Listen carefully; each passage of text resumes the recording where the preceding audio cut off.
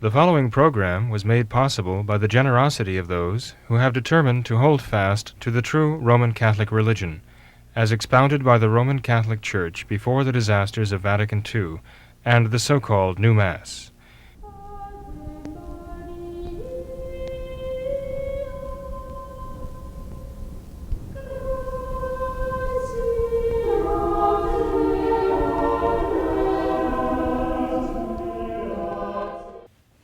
Hello, and welcome to What Catholics Believe. I am James Birch, and with me tonight is Father William Jenkins of Immaculate Conception Church in Norwood, Ohio.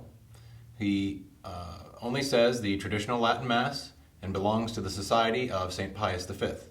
Welcome, Father. Thank you, Jim. Also with us tonight again is Mr. Thomas Condit, an advocate for pro-life issues, an attorney in the Cincinnati area, and we are very pleased to have him back on again with us tonight. Welcome, Tom. Thank you, Jim. On our previous episode, we had gotten into some issues with both Mr. Condit and Father regarding Kim Davis and some of the judicial issues that had surrounded her incarceration and release. Some of these issues are going to bring up much larger questions about the direction our judiciary has taken in the last several decades, maybe even longer than that, what that means for our governmental system. But before we get there, one of the final questions that we touched upon was whether or not Kim Davis should have resigned. And there's been a lot of press about that recently, and I think it would be good for us to start there again and find out what both Father and Tom have to say about this issue. And Father, let's start with you. What are your thoughts? There's been some arguments out there that it would have been better for both her position and even her position before God, that for her to just have resigned. Well, Jim, there are those actually Novus Ordo, modern Catholics who adhere to the modern church, who are claiming that Kim Davis was doing no service to her faith in God, and certainly was really not being faithful to God by holding on to the office that she was refusing to fulfill. Even though the duties of the office had changed dramatically, they said she should have simply acknowledged the fact that she wasn't going to fulfill the duties of the clerk of courts as those duties were now defined by the federal government, and she should have honorably resigned and gone her way. And some of the Novus Ordo authorities who were claiming this, some of the legal minds within the Novus Ordo, were appealing to the example of St. Thomas More, who, as you know, resigned from the office of the Chancellor of England when he found that he could not go along with the false marriage of Henry VIII to Anne Boleyn, and certainly could not swear the oath of supremacy that Henry was the supreme authority of the Church in England. So because Thomas More could not in conscience accept that, they say he resigned, and therefore that's exactly what Kim Davis should do. And apart from all the other legal niceties in all of this, I would just say that the Lord Chancellor of England at the time of Henry VIII served as Lord Chancellor at the behest of the king. He was chosen, named by the king. He served at the pleasure of the king. And if we want to try to make a parallel example, that as Thomas More resigned from an office he held at the good pleasure of the king, then if we want to make Obama the king, Barack Obama a king, we might say that Kim Davis would serve as the clerk of courts of Rowan County, Kentucky, at the good pleasure of King Barack Obama. And perhaps under those circumstances, it would have been right for her to resign from the office if she was not going to fulfill the office. As it is, though, these are the United States of America, and we don't have a king. At least it's not provided for in the Constitution. De facto, we might, in fact, be someone who thinks he's the king or the emperor, but he's not. And so I think the argument from the example of St. Thomas More is not only false, I think it's dangerous. I think it's a delusion. I personally think Kim Davis was right in not resigning. I don't think she should have ceded to the liberals the right to change the law and to basically say there is no power and no authority over them, that they are supreme and everyone else is subject to them, but they are subject to no one. And I think that's the point at issue here. And Tom, what about even the legal issues at stake here? I mean, didn't Kim Davis take an oath of office? Yeah, can I challenge Father's answer first? Please do. Dangerous ground. I was just going to say that King Anthony Kennedy might challenge King Barack Obama for the crown. Well, that's true, you know. This was Kennedy's work, by and large, that imposed the... Well, that's true. I tend to think, though, that we have the Hydra here with many heads, Okay. but all going back to the same body. Right. So, Right. point well taken. Right, because Anthony Kennedy stands out for his work in these homosexual rights cases. You know, what occurred to me since my last visit with you was thinking about the criticisms that Kim Davis had for staying in office and refusing to, quote, do her job. Two things. First of all, she is doing her job for the state of Kentucky. She's upholding the law of Kentucky. That's the oath she took. But the other thing that occurred to me politically, as usual, you know, the word hypocrisy kind of gets a little bit tired. I mean, it gets thrown around a lot. It's a good pejorative for political opponents to throw at each other. But sometimes the hypocrisy really does just stand out in the political world we have to endure. And there were two examples in the last 3 years, both cases that went to the U.S. Supreme Court, where it was the pro-homosexual liberal office holders that refused to do their jobs. And the first one was Proposition 8 out in California, which got to the U.S. Supreme Court, and that was the case where the people of California had amended their constitution with Proposition 8 to define marriage as between one man and one woman. And the homosexual lobby out there filed a suit in federal court to have that declared as unconstitutional. And the Attorney General, the Governor of California, and more importantly, the Attorney General of California, whose job it is to defend the laws of the state, they decided they were not going to defend Proposition 8.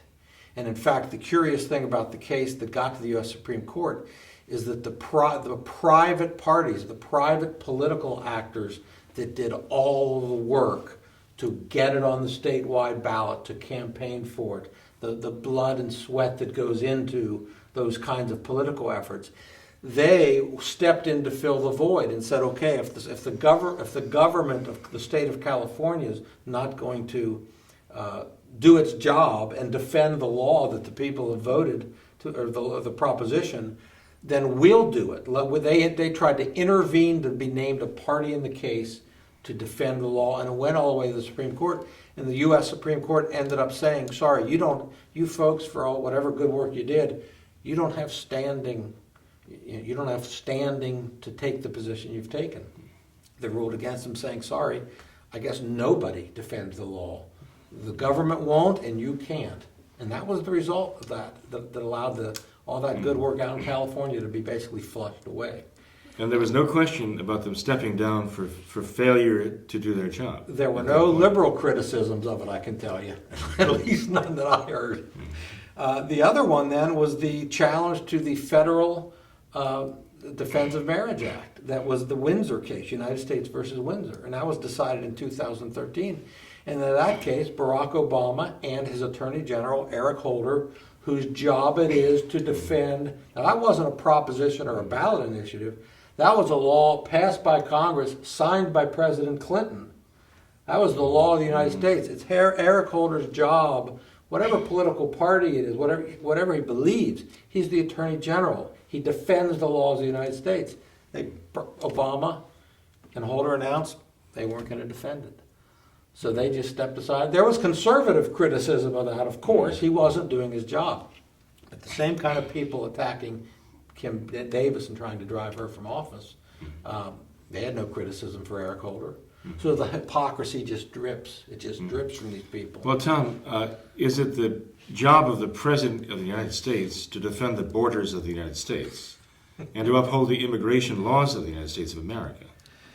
And if it's necessary for those who don't do their job and absolutely refused repeatedly to do their jobs to resign, would that be a liberal argument? Would the liberals be giving an argument saying that the president should resign because he's not doing his job as a president? I mean, does that apply here, do you think? To me, this could be a long show if we start talking about all the dereliction of government. But right, exactly right. Another example. And just another example of the hypocrisy. So Kim Davis is in the crosshairs for no good reason. Mm-hmm. But not only that, I mean, when she actually came into office and she gave her oath, it was under the Constitution of the state of Kentucky. And that Constitution had been recently amended by the people. And didn't it include some language about marriage being between a man and a woman? Yeah, I'm not sure I don't know if that was a law that was passed or a constitutional amendment, but one way or the other, the law of Kentucky was that marriage was defined as between one man and one woman. So there's no doubt Kim Davis was defending the law of Kentucky as she took an oath to do. And of course, there was no amendment to the U.S. Constitution in that regard. There was just something that came down from Anthony Kennedy and the boys. Mm-hmm. And in that case, I have a And quote the girls. here. I have a quote by Judge Bunning, Judge David Bunning, from the case. He is the federal circuit judge. And this will take us a little bit off of just Kim Davis, because this quote to me is just jaw-dropping when I read it. And he states that personal opinions, including my own, are not relevant today. The idea of natural law superseding this court's authority would be a dangerous precedent indeed. Now, last I checked, the Declaration of Independence and the Constitution of the United States are based upon the idea that there is natural law. So for a judge, a federal judge of the United States of America, to say that the idea of natural law cannot supersede this court's authority is mind-boggling. It's a dangerous precedent, right? Yes. And he said that in the courtroom as he was about to send Kim Davis to jail. This is the judge who actually sent her off to jail, right? Summarily. As long as he chose, right? And neither side actually wanted that. Mm-hmm. Even the opposing attorney said, we didn't ask We weren't for asking being for sent that. to jail. No. No. Well, the story that was told at the time was that David Bunning sent Kim Davis to jail was because he felt that a fine would not be sufficient to compel her to comply with his wishes. And so he was going to find a penalty that was so draconian that she would be compelled to comply. That's scary, in a way. But the fact that he would say something like that is an atrocity. It is not only anti-American, and attacks the very basis for all, I believe, the jurisprudence of the United States of America, the very existence, the justification for the formation of our country, right? For our country's independence. But it is an abomination for a Catholic, so-called, to say such a thing. To say that God, any idea of God and nature and nature's God has any reason or any right to interfere in any authority over, to supersede the judgments of that court, that human court, is a theological atrocity which goes against all the teachings of Catholicism. David Bunning is a perfect product of the modernists of the modern church. And Tom, what are your thoughts on this? Well, let me bring a legal angle in on what Judge Bunning did. Just again, so the viewers can understand. What we're dealing with here, I believe, is contempt of court. He had ordered her to start issuing the gay marriage licenses, and she wouldn't do it. So a violation of a court order creates contempt of court. Now, there are traditionally two kinds of sentences or punishments that go with contempt of court. One of them is simply to punish. Okay, 10 days in jail, $200 fine. Boom, you do your time, you've been punished, out you go, it's over. The other kind is what's called more of a civil contempt, and that's what this is. Because I'm sure what Judge Bunning was thinking is, she'll do her time, she'll pay her fine, she'll go right back to work, and we've not solved anything. And therefore, what she did, the first kind is called a criminal contempt sanction. It's punishment. What he did is called a civil contempt sanction. And it says the purpose is to compel. And the mantra that goes with that sanction is the person in jail has the keys to the jailhouse in her pocket. She can get out anytime she wants. All she has to do is comply. So that is what Judge Bunning attempted to do, is use the civil contempt sanction to say you're in until you comply. It can be 1 hour from now and you'll be back out. Of course, what he's doing is shredding her conscience. He wants to shred her conscience and break her. That's what it's about. So I think the political reality is he overplayed his hand because the public uproar was so significant. He then backed away within 5 days and let her out. And so I think that's the legal reality, I think, of what happened. I think the other comment I would make about Judge Bunning's quote is when he said it's dangerous. I wrote on my pad here, dangerous to who? I mean, if we start relying on natural law, it's dangerous to what Justice Scalia once said in one of his dissenting opinions. I think it was a case persecuting pro-life speech on a public sidewalk. He referred to the imperialist judiciary in this country.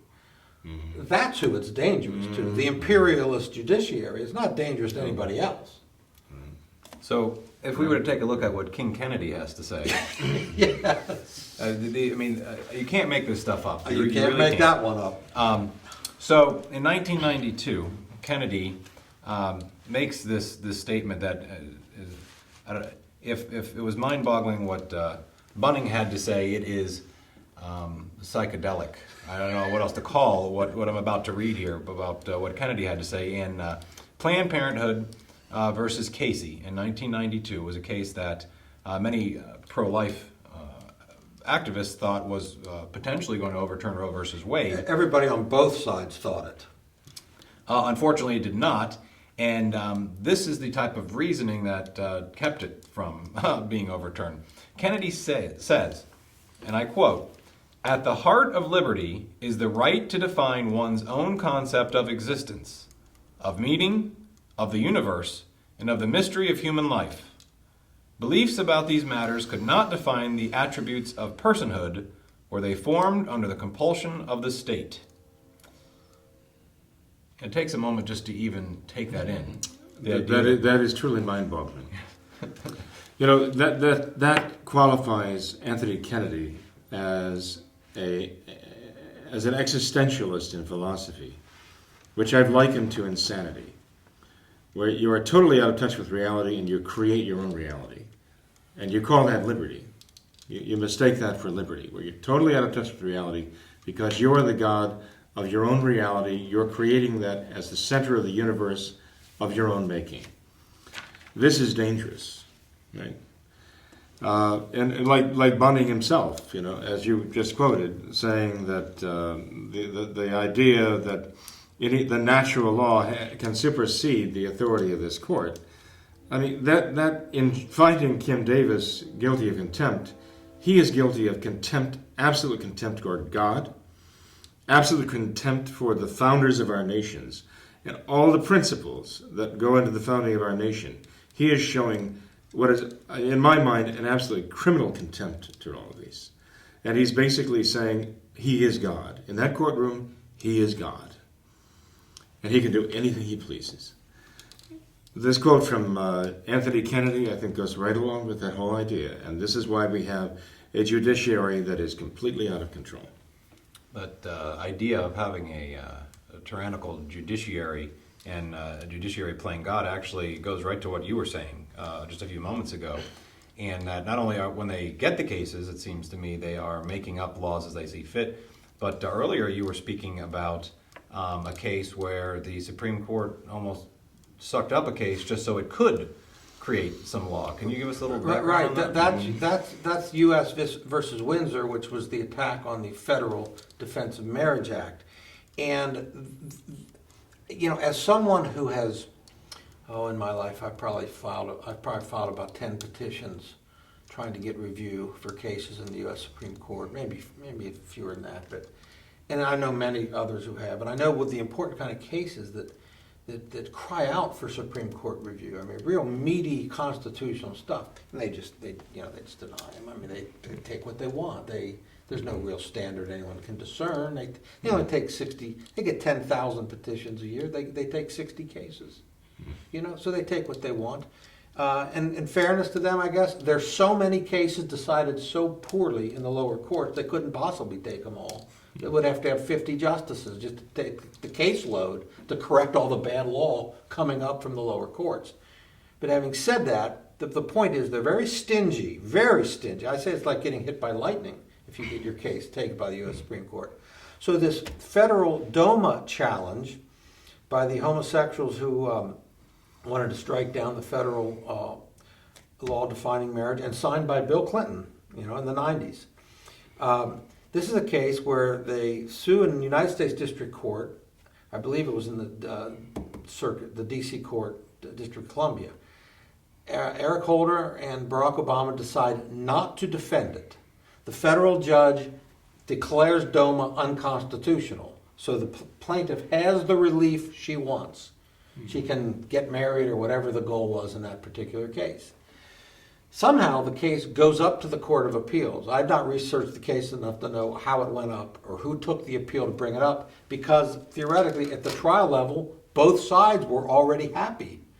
The plaintiff got the relief she wanted. DOMA is unconstitutional. No, it goes to the Court of Appeals.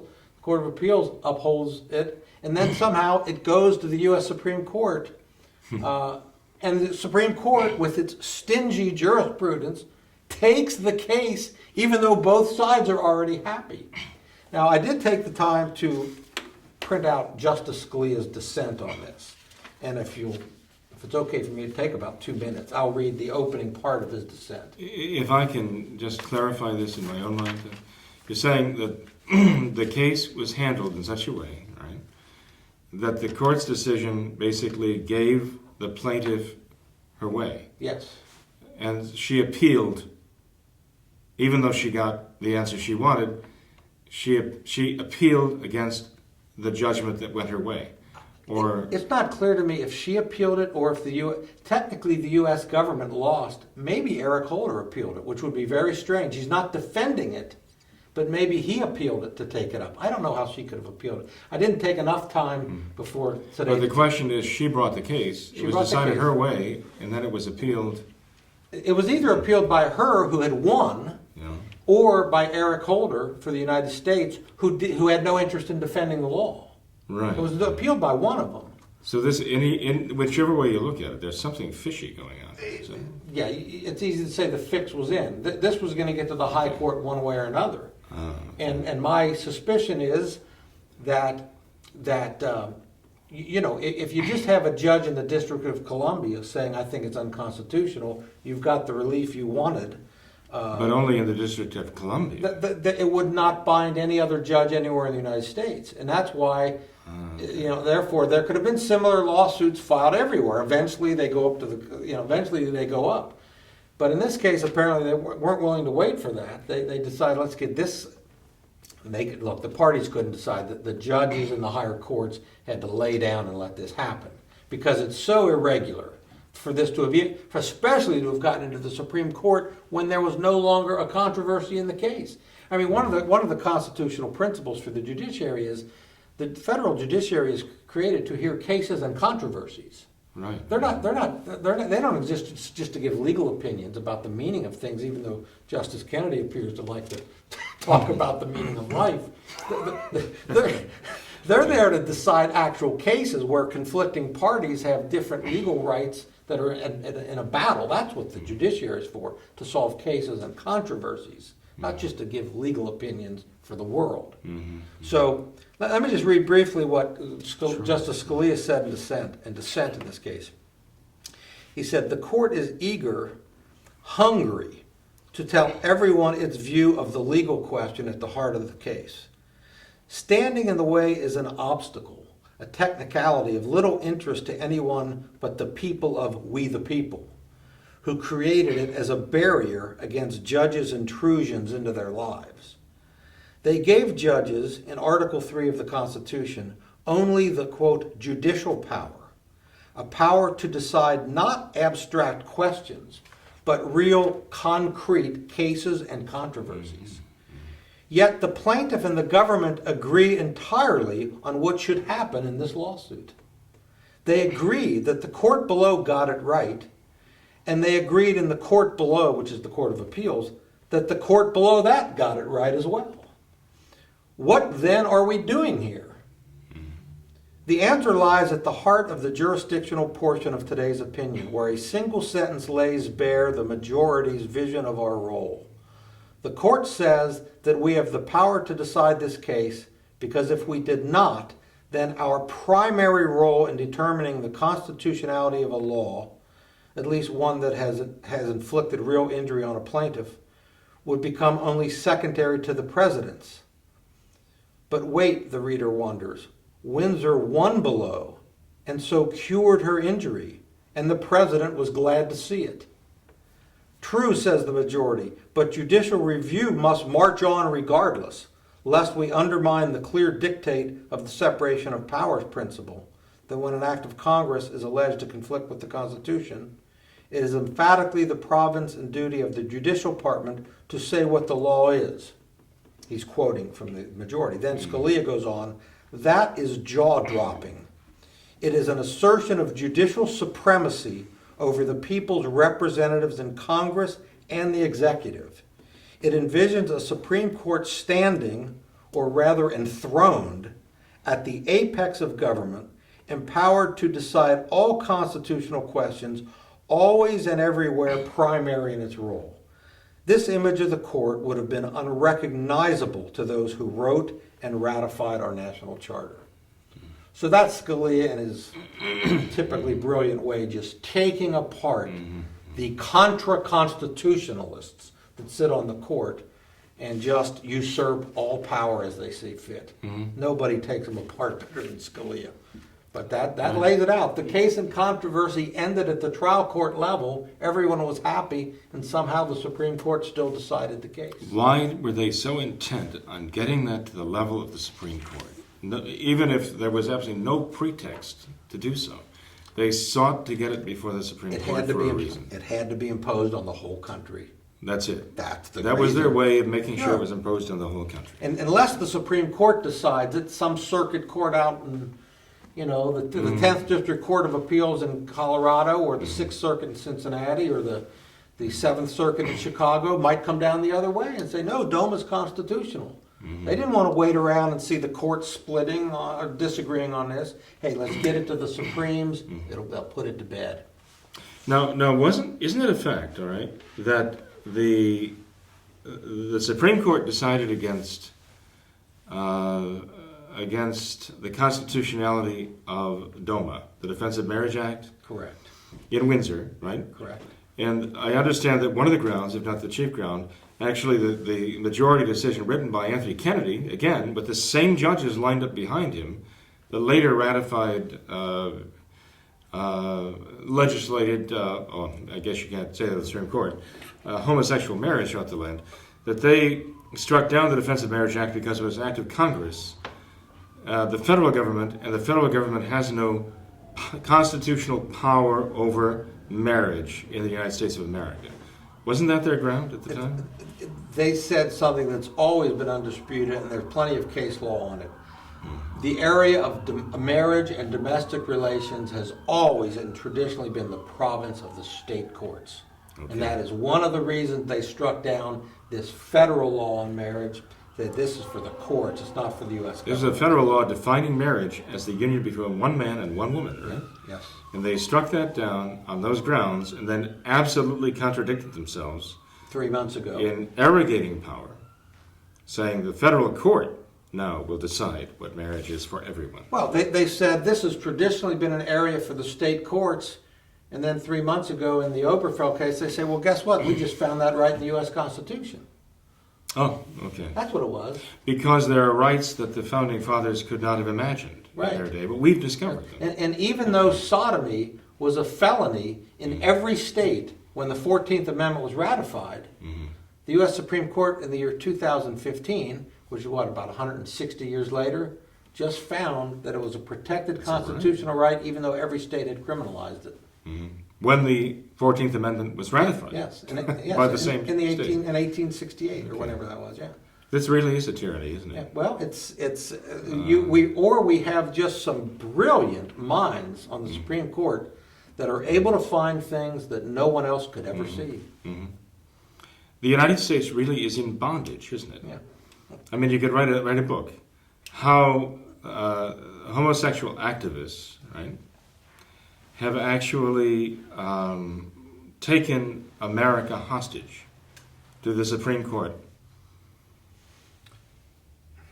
I mean, essentially that's what's happening. I can't add to that.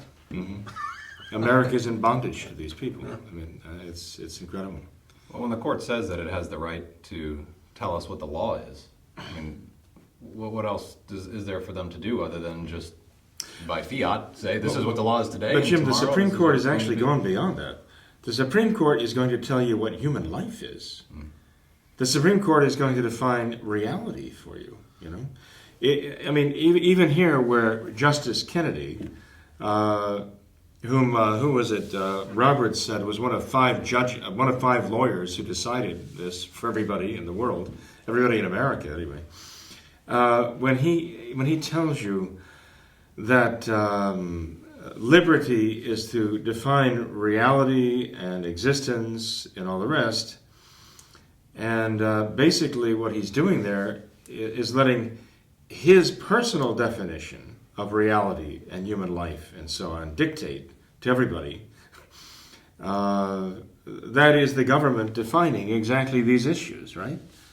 And that is exactly what he says would be to take away the idea of belief, that you can believe for yourself what these things are. He's actually, in saying this thing, he's actually acknowledging that since the government, a.k.a. Kennedy, Ginsburg, Sotomayor, and Kagan, and let's see, who else was involved? Breyer, that they have taken it upon themselves to define all of these things. I mean, this is worse than the Communist Party of the Soviet Union. The Communist Party, to my knowledge, and no nation, no communist bloc nation, ever explicitly arrogated to itself the right to define what is human, who is human and who is not. They may have dehumanized their victims, but they didn't claim to be the philosophers like the gurus on the top of the mountains who are defining what humanity is. These people have gone far beyond what any communist dictator has ever dared to do. Who do they think they are? And the answer is they think they're God. In their courtroom, they are God. But the obvious question is, I mean, again, Justice Kennedy said at the heart of liberty is the right to define one's own concept of existence, of meaning, of the universe. Now, that's pretty sweeping. Now, how does he respond? How does he respond to Kim Davis saying, "Well, I've just defined my meaning of the universe, and that is that I don't issue gay marriage license"? How does he respond to that? How can he respond to it? He responds by basically acknowledging that if government were to impose the notions of these things, right, that would take away the individual liberty. Then he turns around and imposes that very thing, his notion, his understanding of what these things are, and makes it law. Right. And it really does impair her liberty because she was in a jail cell, and that's a real impairment of liberty. He's acknowledging here that doing what they're doing, they've taken away that liberty from everybody in the country. The only difference is here, he's not acknowledging that is what he's done. But the fact is that's exactly what he has done, and the rest of this cadre, this cabal in the Supreme Court has done. Whether he would ever acknowledge that or not. Look, who was it? Kagan? Was it Kagan who was already officiating at homosexual marriages? And Ginsburg, okay. 2 of the 5 of this cabal of lawyers in the Supreme Court had already committed themselves to this issue. They would not recuse themselves from this issue, right? That's right. And so, I mean, what do you have operating here, right? But a cadre, right? A cadre of basically homosexual activists who've gotten the control over the gavel of the nation. And if I may pick up on the term hypocrisy again, in legal ethics, the rules of discipline and the way lawyers are supposed to conduct themselves, really one of the most important things,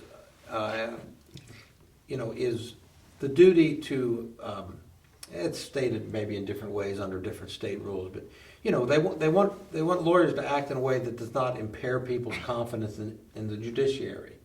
To have people have respect for the judiciary, have confidence in the courts. And you have something as fundamental as a couple of justices already officiating at gay marriages when the gay marriage decision is going in front of them.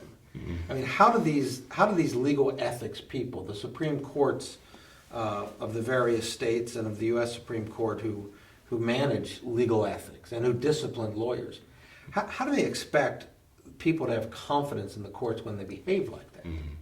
I mean, I think I've been practicing 26 years. I'm basically a solo attorney, practice with a few others. And I deal with a lot of guys on the street. The man on the street, I think I'm pretty well in touch with them. I mean, their cynical view of the judicial system. I mean, you wonder if these judges and these ethics people are in an ivory tower, patting each other on the back for what a fine system they've crafted. They have no idea how cynical the man on the street is. And I'm not just talking about traditional Catholics, who we know that our values have been, completely destroyed by all three branches of government in a way. And the Novus Ordo Church, the modern Catholic Church, has played right along with it. Yeah, too often. And but how do they really expect people on the street to respect what they're doing when they can be that blatantly, really compromise? And the idea is not only if there's an issue of bias, for example, they say we don't have to prove actual bias.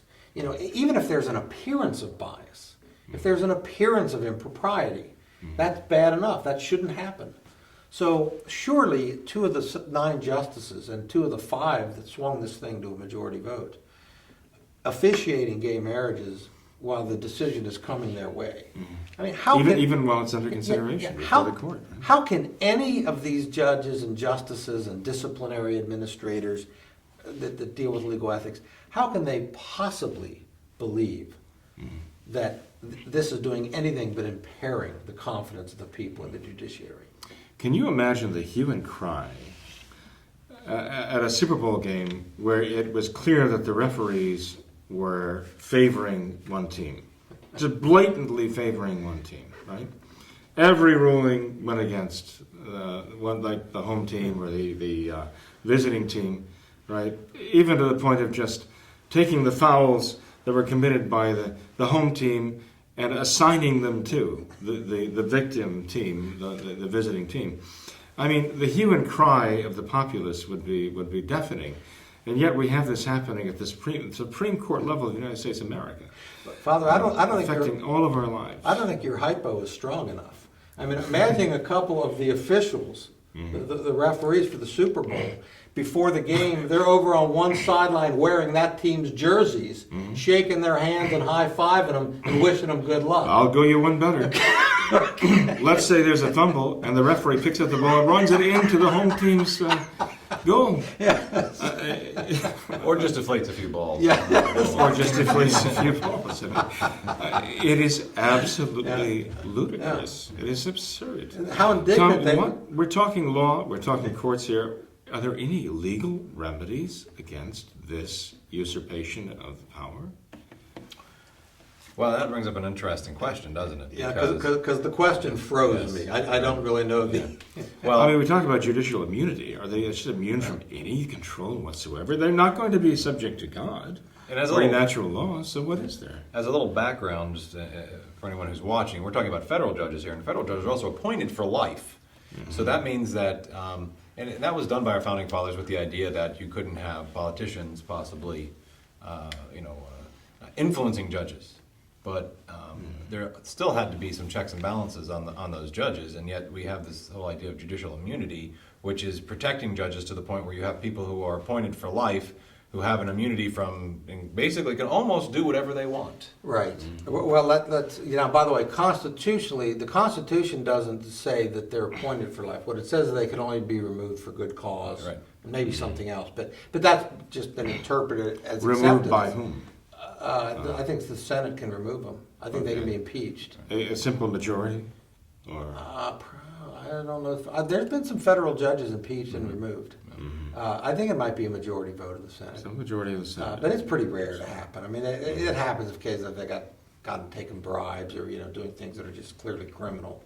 But the judicial, the doctrine, and it is a doctrine of judicial immunity, is a very interesting one. I had an early interest in it. I did a paper in law school on it, and I've litigated the issue a few times. You litigate that issue when you sue judges, okay? And you don't do that recklessly because they got them. You do it seriously. But people will be scandalized to learn what the law of judicial immunity actually says. What it says, and it's not legislative. This is a common law principle that they've derived from England as part of the common law. I think, quite frankly, it's been expanded a bit here and applied in some situations that are dubious. I'm just going to pause you for 1 second because some people might not understand what common law is. Common law is law that has been basically created by judges. Yes. So we have them basing their judicial immunity upon the law that was created by themselves. They've created it for themselves. That's true. And there's other common law immunities that affect other government officials. But you're right, the common law is judge-made law. And judicial immunity, as it's been adopted and enforced in the United States, state and federal courts, I mean, the doctrine knows no jurisdictional boundaries. It says that judges have an absolute immunity from any civil liability for any act that they perform in their judicial capacity, as long as they have subject matter jurisdiction over the case, and most judges know what their subject matter jurisdiction is, and as long as it's a judicial act. And to make the distinction, judges have been deprived of immunity, for example, if they wrongfully fired their secretary or maybe sexually harass a secretary. Those aren't judicial acts. And even a firing would be an administrative act, not a judicial act. But the judicial act, things you do as a judge, not just in court, but even any decision you make, any order you issue, whatever, that's a judicial act. As long as you've got subject matter jurisdiction over the case, you have absolute immunity from any civil liability. Now, you can still be prosecuted for crimes, but let me just put this in a real simple hypo. Father, you and me are in a lawsuit. Okay, I've run you down in a crosswalk, and you've got serious injuries, so you need to sue me for your medical bills and so forth. You come across a video of me taking the judge out to dinner and meeting with him alone back in chambers and buddying up with him, and he agrees with me that he's going to rule in my favor no matter what the evidence is. And he does just that. And you get the video, and you want to sue him for corruptly deciding your case. Sorry, absolute judicial immunity. Even if he was corrupt and knowingly decided the case wrong, knowingly decided it wrong, you have no remedy against him. He's immune. You know why? Because the judges have decided it's good public policy. We don't want judges being afraid of being sued just because someone's unhappy with the result of a case. And therefore, even if they decide a case wrong and corruptly, they still have absolute immunity. You have no remedy, Father. I win the case. That's judicial immunity in the United States of America. I knew I should have become a judge. Now, let me tell you the case that this is shocking. The kind of the case that really reestablished this in the federal courts was in 1978. It was a case called Stump versus Sparkman. And the facts of the case were there was a mother who had a mentally retarded child. And the child had grown up and she was 18 years old and she wasn't totally dysfunctional. And the mother was worried about her becoming involved with boys and didn't want her to become pregnant and was worried about, wasn't controlling her that well. They set up some scheme, and they go to a judge, and they get a judge to sign an order authorizing them to take this girl under false pretenses into the hospital or emergency and have her sterilized. They told her there was some medical reason she was going in. They don't tell her she's being sterilized. They sterilize her. The young lady later learns she's been sterilized. She can't have children.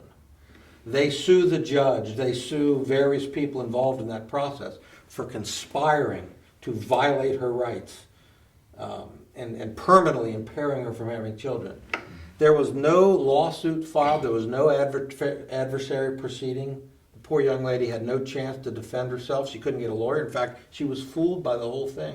There was nothing resembling even a case or controversy. It was just, they went to the judge, and the judge performed the judicial act of signing an order. Thou may now sterilize thy daughter. Mm-hmm. And they do it. And the U.S. Supreme Court held that judge had absolute immunity from any civil liability because he performed a judicial act and he has immunity. It's just scandalous. Amazing. Scandalous. So now there was some dissents from that. Justice Stevens on the U.S. Supreme Court, who was a liberal, wrote a terrific dissent taking it apart and said this has nothing resembling a judicial proceeding and there should be no immunity here. But a majority of the court gave immunity to that judge. Wow. It's sweeping. It's dangerous. They have no fear. That's what underlies a lot of this. They know they can get away with anything. It certainly looks that way. Yeah. Well, when they say there's no natural law that binds them, there's no authority. I mean, even God's authority is not over them. That they're not subject to even divine authority.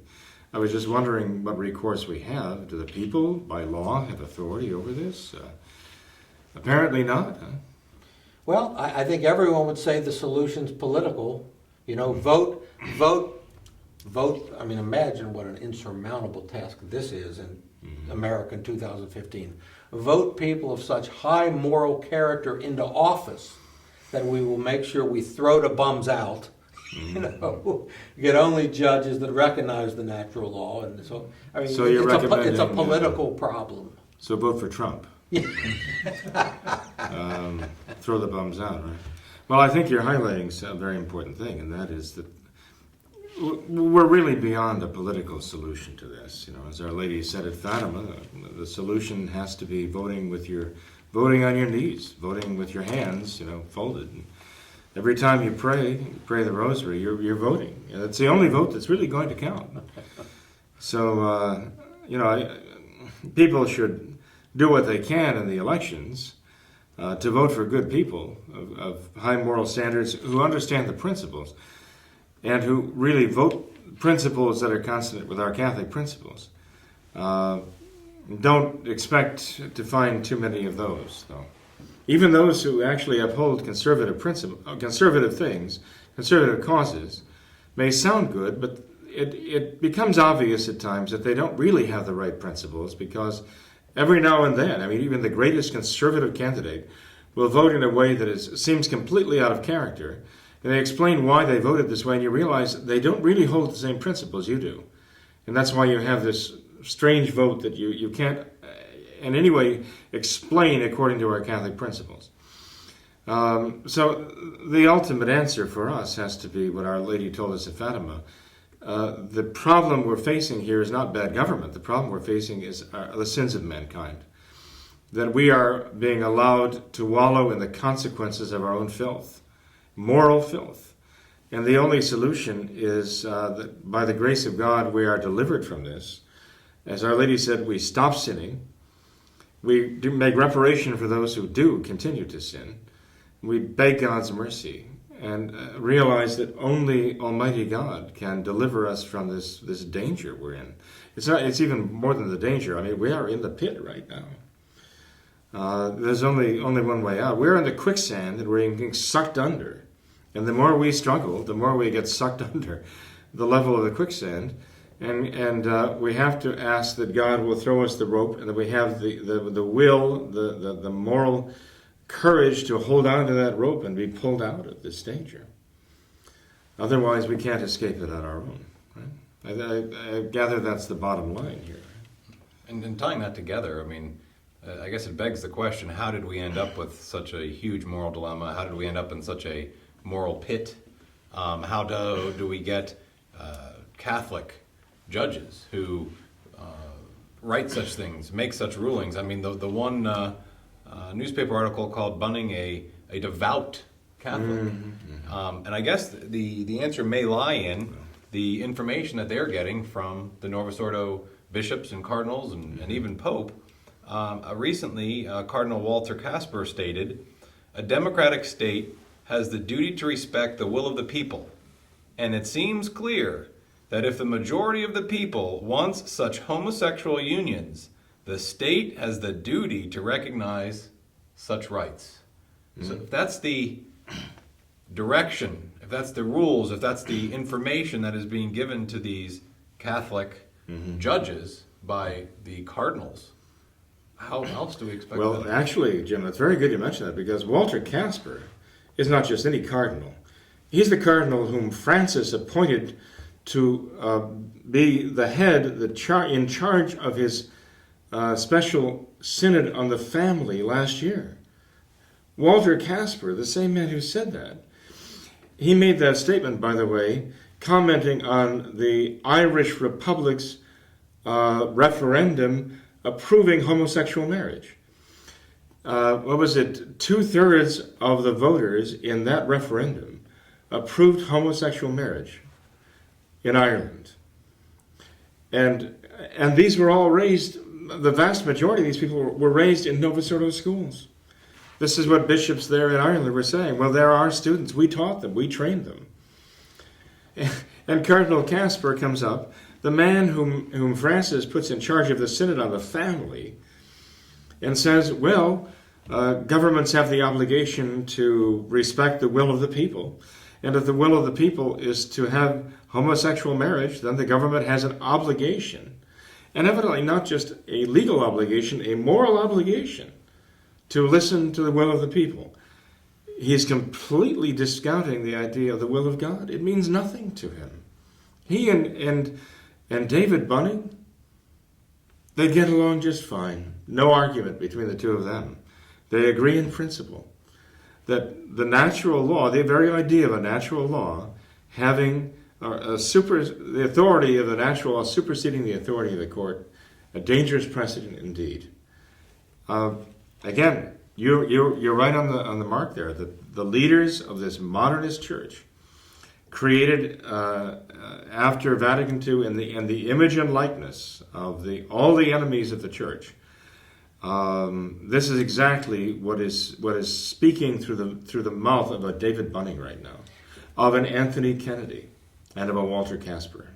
But there's got to be one way that the Cardinal Casper disagrees with Bunning and Kennedy, because Cardinal Casper should have come out condemning the Supreme Court decisions, because all of the people, state by state by state in the United States of America, voted for true marriage. For true marriage. So Casper should have condemned the Supreme Court decisions, but I've not read that yet.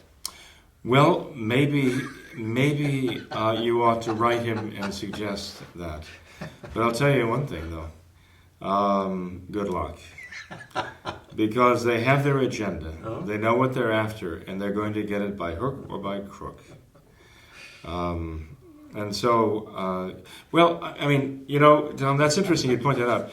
You saw the way Walter Casper handled the affairs of that Synod on the Family, right? You saw the way he handled that. And, I mean, it looks as though there was chicanery going on behind the scenes, even to publish the draft, right? It should not have been made public. Right. I mean, it's hard to imagine that Walter Casper was totally innocent of this. They're pushing this forward in a certain way. And you see, heaven forbid we should use the word hypocrisy or conspiracy.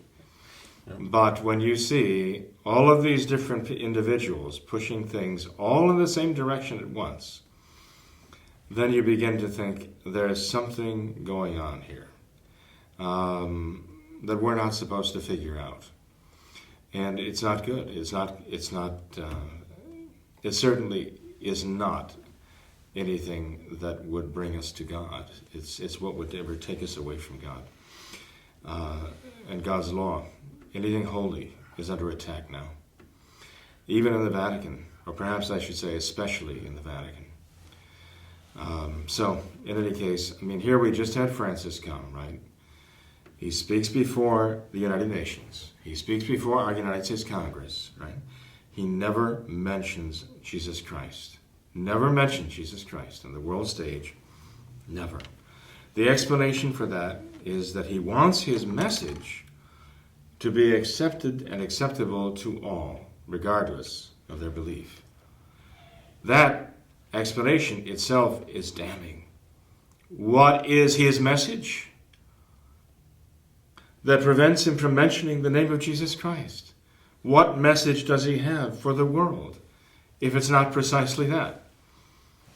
This is awful. And I think anybody who has any faith left at all would have to look at that and say, well, if his message, the desire to get his message across to mankind, precludes his mentioning Jesus Christ, then his message is not the gospel. His message is from hell, not from heaven. Yeah, and I'm slow to cross the line into even an amateur theologian, and this really isn't even a theological comment. In light of what's happened in this country in the last 5 months, between the Planned Parenthood videos and the selling of body parts, and then gay marriage being imposed by the Supreme Court just so recently, and the opportunity that was there. I mean, how this cried out for him to come in and just really level the opposition and energize true Catholics. You know, how do you drop such an opportunity? And say with St. Paul, there is no other name under heaven given to us by which we must be saved than the name of Jesus Christ. And he would not say that. He's condemned ISIS, right? But Planned Parenthood makes ISIS look like the little rascals. I mean, you think about the hundreds of thousands anyway killed by Planned Parenthood. ISIS they're amateurs compared to Planned Parenthood. And you're right, the opportunity he had to stand up for what was right, to stand up for faith. It's morally, it's in terms of the faith, criminal that he did not tell mankind that its true Savior is Jesus Christ. And I'm sure most of the viewers know this, but aside from not saying the name of our Lord, you know, he never uttered the word abortion. He never uttered the word homosexuality. He talked in the broad terms of protecting life and of protecting marriage, but he really didn't even have the courage to throw the hot button terms out there that really are the divisive terms. So he didn't mention our Lord, he didn't mention abortion, he didn't mention gay rights, but he mentioned climate change and the death penalty. And that is why the world loves him. Well, it's because he's allowing them to create their own reality. Right. He's allowing them to create their own reality. They're defining their own existence. Right. I mean, you have Kennedy saying that, but Kennedy's just a Catholic who's following what the Pope is allowing everyone to do. What the Cardinal is saying. I mean, what's really frightening about what the Cardinal is saying is that if the people want to create rights, whatever rights those are, that they can go ahead and do so and impose them upon everybody else. Isn't that what Hitler did in Nazi Germany? I mean, what? So if the majority votes for it, it's okay then. It's not okay if maybe one person gets up there and forces everybody else to do it. But if the majority wants to do that, then, well, you know what? That's their reality, and that's okay. And, you know, that's... And according to the modernists, that's the voice of God today in our world. The majority defines the very notion of God, the real, true notion of God, as God evolves with the people. This is what we're dealing with right now. And you can see why Our Lady makes it very clear. There is no human power that is going to rectify this and bring our nation or our world back to God, going to save us. But it's going to have to be divine power. God is going to have to intervene, and that is going to be an answer to prayer and repentance. So the ultimate answer has to be, we have to begin to pray. Especially pray the rosary. And we have to stop sinning. You know, we have people who are looking at these these perversions going on, these moral, sexual perversions going on. And yet they themselves are indulging in sins of immorality. They're contributing to this whole thing. I mean, the people who may be very conservative and they're saying, well, this idea of homosexual marriage is terrible, they're destroying the very concept of marriage. And yet, what did they do when they were divorced? Right? They would never part with their divorce laws. But they will say the homosexuals now are perverting the nature of marriage. The perversion of marriage began long, long ago with the divorce laws in this country, with contraception that they're celebrating, heterosexual couples celebrating, right? The perversion of marriage as the life-giving institution created by God has been under attack for all of these years, for centuries now. And they've all played a part in this, in setting the stage for what we're witnessing now. The only solution is conversion, repentance, and prayer. And with those very practical words, I thank you for being here tonight, Father. Certainly. Sure. Tom, we thank you for joining us again. Thank you. As usual, it was a very enlightening evening. If you have any questions or comments, you can send them to the email here below on the screen. We thank you for watching What Catholics Believe, and we remind you, as Father did so eloquently, of our words of Our Lady at Fatima. Pray and make sacrifice. Thank you.